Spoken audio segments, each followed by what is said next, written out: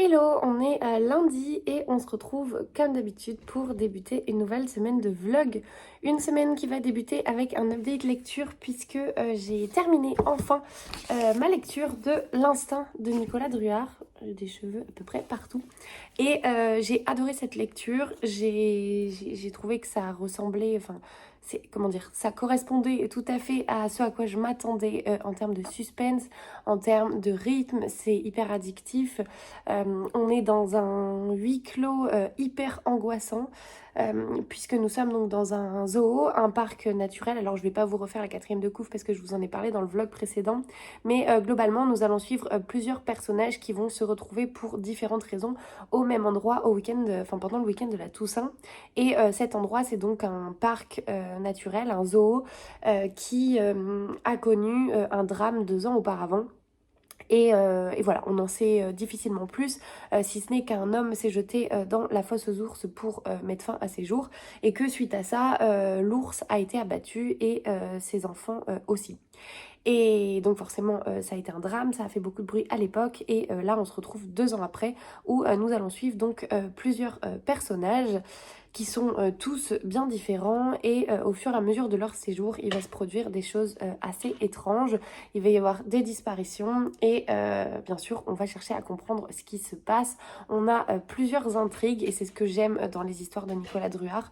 On a comment dire, plusieurs histoires dans l'histoire où en fait, au fur et à mesure des chapitres, on comprend pas vraiment le lien entre toutes ces différentes intrigues, mais à la fin tout s'imbrique et forcément c'est l'aspect puzzle que j'aime beaucoup. Et clairement j'ai retrouvé toutes ces sensations dans celui-ci. Ce que j'avais aimé dans Synapse, ce que j'avais aimé dans Jeu de Dames aussi. Et ça fonctionne parfaitement. La plume de Nicolas Druard, elle est hyper efficace. Les chapitres sont courts, ça se lit bien. Et voilà, donc une très très bonne lecture. Pas un coup de cœur parce que je pense c'est comment dire, le contexte du parc animalier qui a fait que c'était peut-être pas, comment dire, pour moi le lieu à l'inverse de Synapse qui se passe dans un hôtel avec une atmosphère que j'avais vraiment adorée. Là, l'atmosphère, elle est glauque, elle est oppressante. On a des descriptions d'enclos pour les animaux, etc. Enfin, c'est un registre assez particulier, mais c'était une très très bonne lecture que je vous recommande si vous cherchez un thriller à dévorer pour la période d'Halloween ou même là pour cet automne. Pour moi, c'est totalement adapté. Voilà, donc pour cette lecture terminée, j'ai commencé suite à ça une nouvelle lecture, un roman que j'avais dans ma palle depuis très longtemps. Et je me suis dit que c'était l'occasion de le sortir. Et donc il s'agit du Bureau du mariage idéal d'Alison Moncler aux éditions 10-18 que j'ai enfin en ma poche. Donc pour l'instant j'ai vraiment à peine commencé puisque le roman fait... il fait 370 pages et j'en suis page 40. Donc comment vous dire que je n'ai pas énormément lu. Mais je dois dire que pour l'instant, j'aime énormément. Je trouve que ça se lit hyper bien. J'étais vraiment curieuse. Hier soir, j'ai juste voulu lire les premières pages avant de m'endormir. Et en fait, c'est la fatigue qui m'a fait tomber parce que sinon, j'aurais continué. Donc, il y a beaucoup de dialogues. Et bien avant de vous donner mon avis sur ces 40 premières pages, il faut quand même que je vous lise la quatrième de couve. Ce sera un peu plus simple. Alors que Londres se reconstruit après la Seconde Guerre mondiale, deux femmes que tout oppose, l'impulsive Miss Iris Sparks à l'esprit vif et Mrs. Gwendoline Bainbridge, mère et veuve pragmatique, s'associent pour monter une agence matrimoniale, le bureau du mariage idéal. Mais leur commerce menace de s'écrouler quand leur cliente Tilly Lassalle est retrouvée morte. Tout accuse le potentiel mari qu'elle lui avait trouvé. Certaines que la police fait erreur, Sparks et Bainbridge décident de mener leur propre enquête. Elles ne savent pas encore qu'elles vont mettre leur vie en danger. Et donc je viens de me spoiler le premier truc, puisque arrivée page 40, Madame Tilly Lassalle n'est toujours pas morte. Mais voilà, j'ai trouvé qu'il y avait donc beaucoup de dialogues sur ces 40 premières pages, que c'était assez punchy, que c'était assez dynamique, que les personnages de... Sparks et Bainbridge sont vraiment à part. Elles sont, ce sont des femmes, comment dire, de caractère, si je puis dire. Et leur union est assez improbable. Mais je pense que je vais aimer. Donc voilà, j'attends de voir. J'avais vu que de bons retours sur ce roman. Je vous en reparlerai bien sûr dans la semaine. Mais pour l'instant, j'aime bien. Donc j'ai hâte de retourner à ma lecture et puis de retrouver mon roman le soir. Et voilà, donc j'avancerai dessus cette semaine et je vous en reparlerai bien sûr. Il fait, comme je vous le disais, donc 370 pages, donc je pense que ça peut se lire assez rapidement. Et voilà, donc affaire à suivre. Et j'ai déjà la suite dans ma palle, donc j'espère que je vais aimer. Et voilà, mais pour l'instant, il n'y a pas vraiment de raison. J'ai reçu du coup un colis. Si vous entendez du bruit en fond, c'est que j'ai petit Gus qui joue avec un élastique et qui fait ses griffes sur le parquet. Donc j'ai reçu un colis qui me vient des éditions Zulma. C'est une maison d'édition que j'aime énormément, bien que je n'ai jamais découvert. Enfin, c'est pas une maison que j'aime énormément, mais c'est une maison qui m'attire énormément. C'est une maison que j'avais découvert quand je vivais au Canada, puisque leurs livres étaient distribués là-bas et plusieurs de mes collègues à l'époque, quand j'étais en stage, lisaient des romans Zulma et je trouvais déjà les éditions magnifiques. Et étant donné que j'étais là-bas, je m'étais fait prêter des livres par certains de mes collègues, mais je ne les ai pas ramenés, donc je ne les ai pas dans ma bibliothèque. Et c'était il y a assez longtemps maintenant. Donc ils m'ont proposé de... Hop, j'arrête de faire du bruit. Ils m'ont proposé de recevoir un roman. J'étais très touchée et très curieuse, donc j'ai accepté. Et le roman en question, c'est... Marzanne, mon amour de Katia Oskamp, hop, aux éditions donc Zulma, comme je vous le disais. C'est un roman. Hop. Est-ce qu'il y a la date de sortie? Oui, alors il est sorti le 17 août, donc il est d'ores et déjà en librairie. Et je vous lis la 4e de couve. À 44 ans, Katia se sent comme perdue au milieu d'un grand lac. Son fils envolé, un mari malade, une carrière d'écrivaine qui bat de l'aile. Elle se lance dans une formation de pédicure, puis s'installe dans la banlieue de Berlin-Est à Marzahn, où les habitants de la plus grande cité de l'ex-RDA viennent lui confier leurs pieds usés par la vie. Tous ont besoin d'être rafistolés, leurs pieds cabossés racontent l'histoire de petites gens, de celles qu'on n'entend jamais, des histoires miraculeuses, universelles. Avec gaieté et humanité, Katia Oskamp cisèle des portraits authentiques, mêlant à son écriture sobre et sincère un humour subtil. Qu'est-ce que tu fais? Pourquoi tu veux tout faire tomber comme ça? Donc, hop. Le roman, il est ici. Je pense que c'est une photo de Katia Oskamp que l'on voit sur le bandeau. Vraiment, j'aime énormément la mise en page de leur roman. C'est très, très, très aéré. Le roman en question, il est court. Hein. Je pense que ça va se lire très, très vite puisqu'il fait 200 pages. Et l'histoire me tente beaucoup. En l'occurrence, donc comme je vous le disais, on est à Berlin. Alors là, il n'est pas du tout présenté de la même manière en 4e de couve, puisque la présentation que je vous ai faite juste avant, c'était celle donc, du communiqué de presse à l'occasion de la sortie. Ici, il est présenté de cette manière. Et si les années de l'entre-deux étaient les plus belles? À l'âge où on lui promet de devenir invisible, une écrivaine se rebelle. Elle n'a plus qu'une idée en tête, personne ne l'en dissuadera. Reconvertie en pédicure, elle s'installe à Marzahn, autrefois la plus grande cité de préfabriqués en RDA. Les habitants de ce quartier de Berlin viennent lui confier leurs pieds cabossés usés par la vie. Ils ont besoin d'être rafistolés, racontent leurs histoires, celles qu'on n'entend jamais, des histoires miraculeuses, ordinaires, universelles. La lettre d'amour de Katia Oskamp aux habitants de Marzahn est une réflexion tendre et pleine de drôlerie sur les liens qu'on tisse dans les lieux les plus inattendus sur la vie. Une comédie humaine en miniature. Voilà, donc il me tente énormément et je pense que je vous en reparlerai très vite parce que je n'ai pas envie qu'il reste trop longtemps dans ma palle. Voilà donc pour moi pour aujourd'hui. Je pense que je ne vous répondrai pas avant vendredi. Tout simplement parce que je serai donc à Paris toute la semaine. Je pars demain donc on sera mardi et je reviens jeudi soir très tard. Donc voilà, je vous reprendrai dès que possible. Et puis d'ici là, je vous montrerai, je pense, des plans de mon séjour à Paris.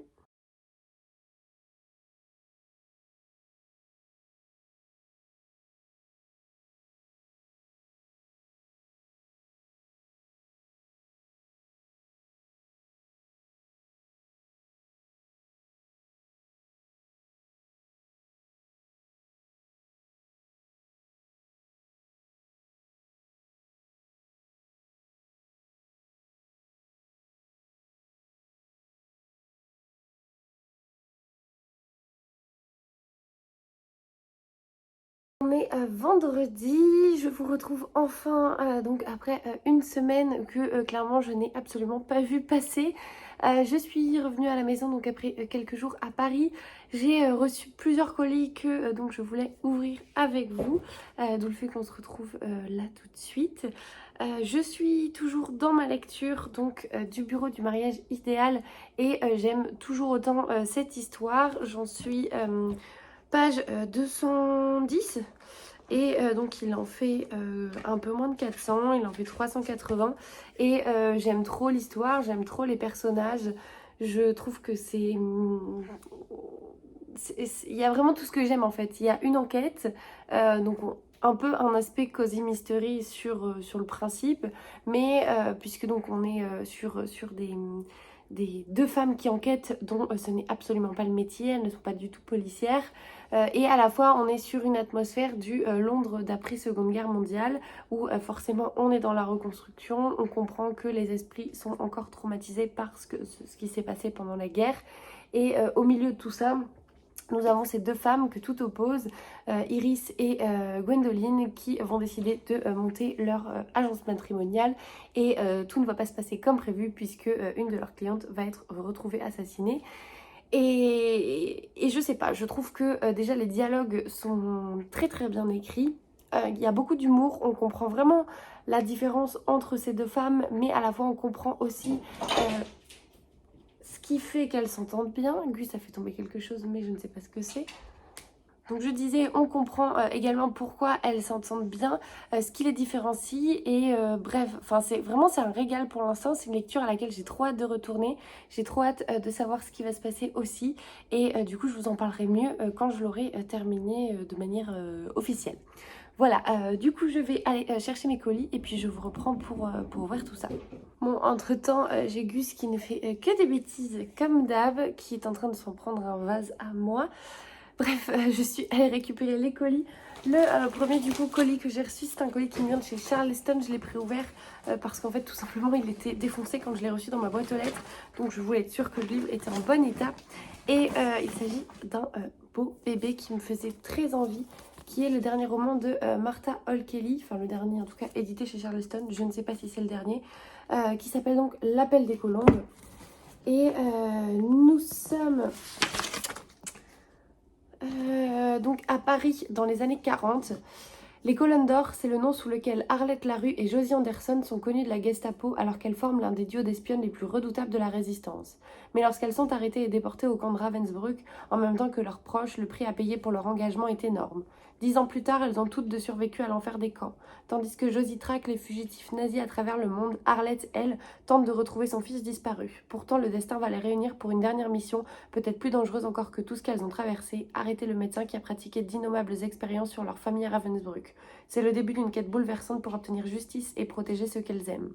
Inspiré de faits réels, L'appel des colombes nous entraîne dans un récit haletant et éblouissant porté par deux héroïnes aussi courageuses qu'inoubliables. Il me fait terriblement envie, vraiment j'étais très impatiente de le lire. Je crois que la caméra a bougé.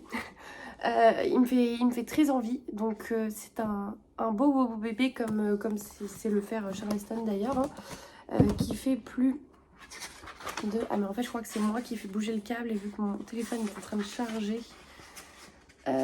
Donc... ouais, en fait il fait 680 pages, hein, donc belle bestiole. Et nous avons donc l'avis de quelques lectrices. Nous avons notamment l'avis de Coralie, Lily's Readings, qui dit une vraie pépite, un des meilleurs romans historiques que j'ai pu lire. Ah oui, carrément. Nous avons la lectrice gourmande qui dit une enquête haletante et inoubliable racontée par une plume forte et sublimée par deux héroïnes mémorables. Martha Hall Kelly nous raconte avec brio une page trop méconnue de l'après-Seconde Guerre mondiale. Donc je suis franchement hyper impatiente déjà de découvrir sa plume puisque je n'ai jamais lu Martha Hall Kelly. J'ai le lilas ne refleurit qu'après un hiver rigoureux dans ma palle, je vais réussir à parler, mais je l'ai en poche et pas au format Charleston, mais là celui-ci il me tente vraiment beaucoup, il est question de résistance, c'est des sujets que j'aime. Même si j'en lis pas énormément, mais c'est des sujets que j'aime, des sujets qui me touche particulièrement, donc voilà, je vous en reparlerai. Et du coup un immense merci à Charleston, mais vraiment c'est une belle brique, hein. Franchement on est quasiment sur la famille Anne de Min Jin Lee, je pense. Je le vois d'ici, c'est pour ça que je regarde là-bas. Mais ouais, belle bestiole, beau parpaing quoi. Voilà du coup pour le premier colis. Pour le second, le deuxième colis, c'est un colis qui me vient des éditions City. C'est deux livres du coup que j'avais demandé, mais pour lesquels je suis en retard. Vous allez vite comprendre. Il s'agit des deux derniers tomes. Vous l'avez vu, je pense. Il s'agit des deux derniers tomes des Thés meurtriers d'Oxford, donc le tome 7 hop, et le tome 8. D'ailleurs, ça y est, ils ont rajouté les numéros sur les dos des livres. Je crois pas qu'ils y étaient sur les... Non, ils y sont pas. Sur les tomes précédents. Et c'est vrai que je pense que ça aide clairement le lecteur en librairie à savoir où il en est quand il s'agit de sagas comme ça. Ils ont pris la poussière du coup et je vais pas du tout lire la 4e de couve puisque moi j'ai lu les 3 premiers. Il me reste du coup 4, 5, 6 à lire dans ma palle et là j'ai reçu 7 et 8 donc je suis clairement à la bourre sur cette saga. Mais c'est une de mes sagas Cozy Mystery chouchou. J'aime toujours autant le travail qu'ils ont fait sur les couves et je suis hyper impatiente de la retrouver. Donc je pense d'ailleurs que ça va être l'une de mes lectures d'automne de lire le tome 3. Et voilà, donc un immense merci à City. Ils sont, je crois, d'ores et déjà sortis. Et puis voilà, donc très très contente. Et si vous ne connaissez pas cette saga, on est à Oxford, des gourmandises, puisqu'on suit Gemma. Oui, c'est Gemma, hein. On suit Gemma qui du coup a ouvert, a tout plaqué de sa vie d'avant pour ouvrir un salon de thé à Oxford. Et il se trouve qu'à chaque fois, elle va se retrouver plus ou moins liée à des meurtres. Ou alors ses connaissances vont se retrouver liées à des meurtres ou la cible d'enquête. Et donc voilà, elle va enquêter un peu...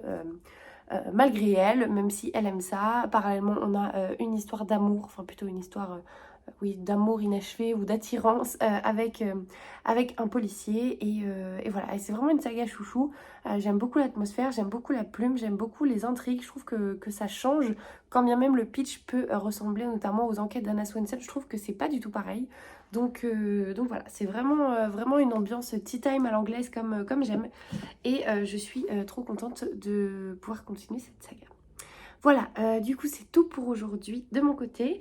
Demain j'ai book club le matin, donc je pense que je vous prendrai à mon retour. Qui dit book club, vous le savez, généralement dit passage en librairie. Donc voilà, je vous prendrai si j'ai acheté des petites choses pour pouvoir vous montrer tout ça.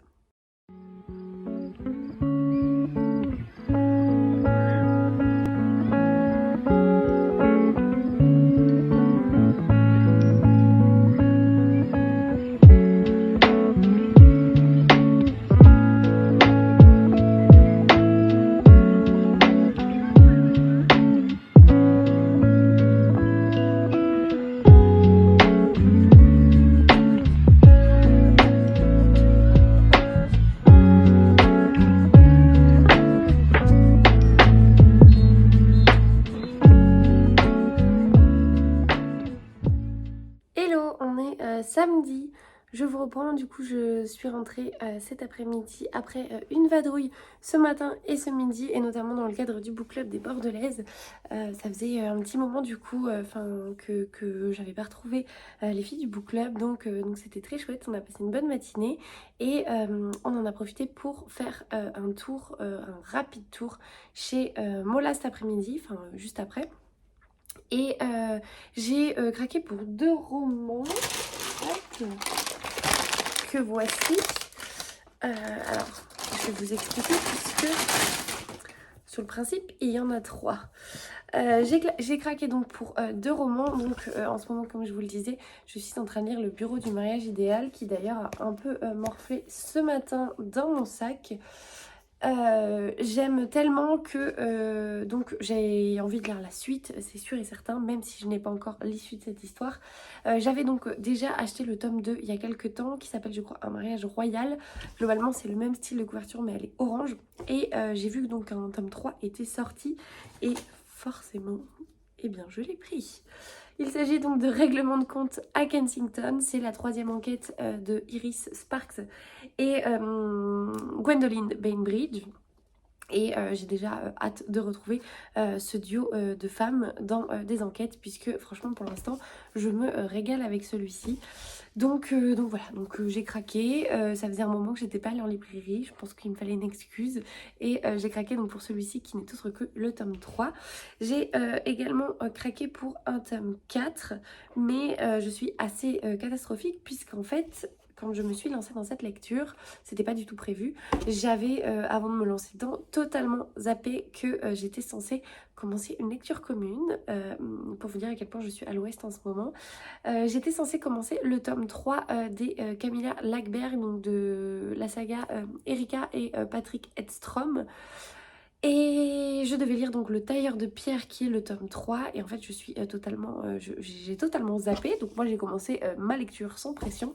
Ce qui fait que les filles avec qui j'ai lu les premiers tomes jusqu'ici, et ben, l'ont toutes commencé. Et je suis à la bourre, donc c'est la prochaine lecture que je ferai, mais je vais sûrement le lire un petit peu en décalé par rapport à elle, puisque notamment Maëva a tellement bien avancé qu'elle est, je crois, page 360, quelque chose comme ça. Donc voilà, donc tant pis pour moi, je l'aurai avec un peu de décalage, mais comme si ça ne suffisait pas, et ben j'ai acheté le tome 4, qui est un joli bébé celui-ci, vraiment plus que les autres je pense. Quoique je dis ça, mais le tailleur de pierre, je me souviens même plus à quoi il ressemble dans ma bibliothèque, pour vous dire. Il fait 480 pages, 460, oui, 478. Et donc il s'agit du tome 4, L'oiseau de mauvais augure. Alors les couves sont vraiment toujours aussi flippantes ici, mais j'aime tellement cette saga, j'aime tellement Erika, j'aime tellement Patrick et l'atmosphère en fait de cette saga que voilà, pour l'instant j'ai très envie de la continuer. Qui plus est, on a un super groupe de LC avec les filles, on lit donc tous les tomes ensemble jusque là. Donc je prends beaucoup de plaisir à échanger avec elle au fur et à mesure qu'on avance dans l'enquête. Et apparemment dans le tome 3, il se passe plein de trucs dès le début, enfin il y a beaucoup de rebondissements, donc j'ai trop hâte de m'y mettre et de vous en parler. Et du coup j'aurai déjà le tome 4 pour la lecture commune qui suivra. Voilà, donc pour les achats à Mola aujourd'hui, hop, qui sont donc ces deux-là. Et comme si ça ne suffisait pas, je suis rentrée chez moi à pied, enfin pour aller récupérer le tram, et je suis passée devant une librairie où ça faisait très très très longtemps que je n'étais pas allée, qui est une librairie qui fait de l'occasion. C'est une librairie où j'allais au tout début, où j'ai commencé à être sur Instagram, qui n'a rien à voir avec Mola ou d'autres librairies. C'est vraiment des livres très anciens. D'habitude je trouvais pas grand chose, mais vu que c'était sur mon chemin et qu'il faisait très chaud, je me suis dit je vais aller chercher un peu de fraîcheur dans la librairie. Et j'ai trouvé un autre Camilla Lackberg, La catastrophe, que j'ai payé du coup 5,90 au lieu de 9,80. Bon, j'ai économisé 4 euros, mais il est dans un super état, donc c'est comme s'il était neuf pour le coup. Et je crois que c'est le tome 7 ou 8, j'ai regardé sur Livre Addict, ce qui fait que c'est pas du tout la suite immédiate de celui-ci, mais par contre c'est la même, alors les couves pas vraiment, mais c'est la même édition. Et voilà, donc je l'aurai déjà pour la suite. Je crois que c'est le tome 8. Hein. Après, si je l'ouvre, vous me direz, peut-être que je vois 1, 2, 3, 4, 5, 6.